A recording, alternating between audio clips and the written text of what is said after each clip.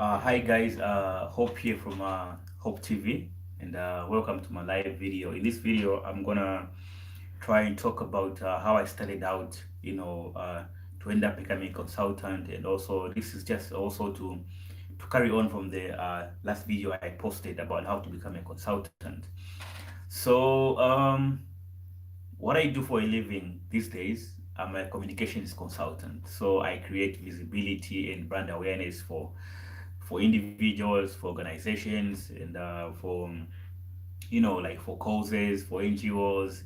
I build websites. I do social media management. I do photography and videography, and also I do a bit of graphic design on the side. So when you put all these together, that's what sums up what I do for a living. Now, I started out. I think I started out in 2002, to DJ. So I started out as a Zambian music DJ. I would DJ at weddings, and one thing led to the other. I started DJing at clubs. I played at Club Legends in Choma, right there by the bus station where there's Star Snacks, where the big buses are, the Shalom, the Machando, where they stop in Choma. Right there, there's a building just next to that that used to be Club Legends, and that's the place where I used to DJ. Yeah, shout out to Limbikani because he's the one who gave me the opportunity, um, like to DJ around that time. So uh, after DJing there, I went on to DJ at Limpos in Livingston. A lot of you who have been to Livingston know Limpos as a very popular night spot. So I DJed there as well. Um, and then somewhere around 2006 actually I started blogging. So because I was collecting music since 2002, I had a lot of Zambian music, and I thought that maybe let me start promoting Zambian music. So I went out and started blogging on Blogger. So www.djwolf.blogspot.com. That blog is actually still active, though the links to the songs are all dead. But that's where it started out for me. So I opened the blog, I think, in June 2006, but I really didn't do anything until maybe sometime in 2007 when I started posting music reviews, MP3 singles, and like some albums consistently. So afterwards, about a year or so later of blogging, actually in 2011, sorry, about after 3 years of blogging in 2011, there's this Zambian online news outlet called izambia.co.zm. They saw my blog, and then they asked me to be their entertainment writer and editor. So they hired me right on the spot. I remember I just bought the Chameleon album, and I was writing a review for my blog, and I sent it to them, and they said we like it. We actually use this article for our website. So within 2 hours, around 11 hours, I got the email, and then I sent them the article. They sent me the contract. I signed the contract, and I started working for iZambia as an entertainment writer and editor.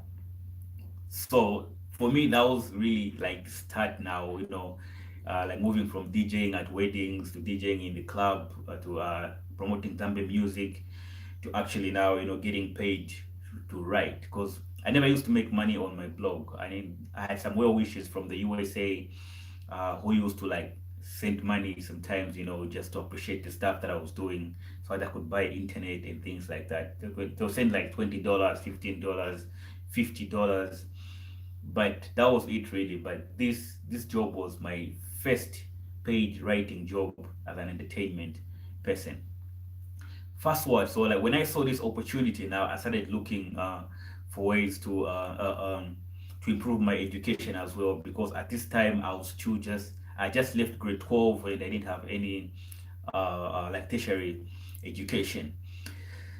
So I started looking around for courses, and I was like, I really like radio, so let me try radio broadcasting. Lucky enough, I found a college in South Africa that offered radio broadcasting, and that's how I started. Like in 2009, yes, I enrolled for like a radio broadcasting certificate, and I started learning. Um, and at the same time, I was there was a radio station opening up where I used to live, Radio Matcha. So when it was fully functional, I was hired as a breakfast show host as well as a marketing manager. So that's how I started out. I was studying like radio broadcasting, and I was blogging about Zambian music. And at the same time, I was working at the hospital. So I used to wake up at like 5 in the morning, go on radio, do the breakfast show from actually 6 to 8, and then I would go to my normal work at the hospital where I used to work as a data entry clerk. I started working there from 2004. So it was really like a nice progression for me, because after 3 years of blogging, things started getting really like interesting. So when I was writing now for this website, the iZambia website, I thought to myself, well, I need to improve my writing. How can I take it a step further than what I'm doing right now? And I looked around for a course, and I enrolled to study music and arts journalism at the London School of Journalism. So that's how I enrolled around 2012. I started writing like I started learning and really, just like getting professional with my writing, and like knowing all the legal stuff and things like that. And yeah, like around 2012, I went to a trauma town. Um, I went into Spa, and I found this magazine, this really nice magazine called the Bulletin and Record magazine, and they had really some nice like political stories, cultural stories, and lifestyle. But they did not have any music articles. So I wrote to them and said, "Hey, I'm a writer based in Choma, and I want to start writing for your magazine." And they were quite open-minded, because I was still a student by then, and even if I was writing for the iZambia website, my writing really wasn't all that good. So they gave me a chance. They told me, "Hey, send us an article, and then 1,200 words, and then we'll see whether we can pick you up as a writer or like as a contributor." So I um, I interviewed Jojo Mwangaza for my first article, because I remember that was the time when he was accused of like satanism. So, and he was a friend of mine on Facebook, so it was easy for me to convince him to talk to him, though he did not want to talk about the satanism issues at all. So I did the interview on the phone with him, and then I wrote the article. He sent me the pictures, and I sent it to the magazine. 2 weeks passed, I didn't hear anything from them. I completely forgot about it. Uh, 3 weeks later, they sent me like a reply. They said, "No, we like this article, want to use it, and this is how much we're going to pay you." So it was very exciting for me to have my first magazine article, and I was also writing on the internet, and I was also blogging on my own, and I was also doing radio. So I had like four things happening, and I thought, well, this really could be something big. So I realized that even when I was blogging about music, there were like so many things happening in Zambia, and naturally, I'm really good with news. I know how to find what's happening and how to like tell a story. So I decided to move to Lusaka. So in 2013, I packed my bags. I remember like I had built a house, yeah, in the village, a two-room house. I left it for my mother. I left the village with only two bags and nothing else. And also, what helped me too is that from the job I was doing at the hospital, I was able to save money and buy maize and sell to the food reserve agency. So when the food reserve agency paid me, after like 7 months of waiting, that's the money I used to move to Lusaka. It was like 7,000 kwacha. I moved to Kamala. I found a room for like 700 kwacha per month. I started staying there. I bought a table and a chair and a bed, and I started my own news website called wapyamunzi.com. So when I started out this news website, it was around this time really that I was I was looking for ways, to like get like really into formal employment, like a full-time job. So I kind of like I abandoned the blog, and there was an opportunity in the Post newspaper. They were looking for a sub editor, like editor is someone who designs newspapers, and then they edit the copy and they write the headlines. So I applied for that job in 2013, but they didn't pick me.